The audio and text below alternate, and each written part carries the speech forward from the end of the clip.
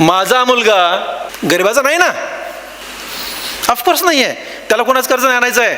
पण तुम्हाला सांगतो मी, आणि 10वी झाल्यानंतर त्याने ठरवलं, मुद्दाम विचारला असं, तुला काय बनायचं. बघा, मी पालक कशाला म्हणायचं सांगतो तुम्हाला. मी काय विचारलं त्याला, तुला काय बनायचं. कारण आहे, मी असा बाप की त्याचं मी नर्सरीला ॲडमिशन घ्यायला पण शाळेत गेलो नाही. त्याच्यानंतर तो 6वीला दुसऱ्या शाळेत गेला, तिथं पण मी ॲडमिशन घ्यायला गेलो नाही.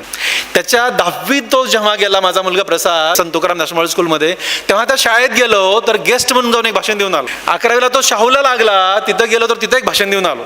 पण पालक म्हणून एकदाही त्याच्या शाळेत किंवा कॉलेजमध्ये मी गेलो नाही. असा हा पालक. त्याच्या एक्झामला सोडायला, नीट कुठल्याच एक्झाम सोडायला मी गेलो नाही, कुठल्याच. आणि म्हणून मी त्याला प्रश्न विचारला, प्रसाद तुला काय बनायचं आहे. प्रसाद म्हणला, पप्पा ऑफकोर्स मला डॉक्टर बनायचंय. अरे म्हणलं, पण तू अशा बापाला बघतोस ना. म्हणला, या बापाला बघतोय म्हणून तो डॉक्टर व्हायचंय.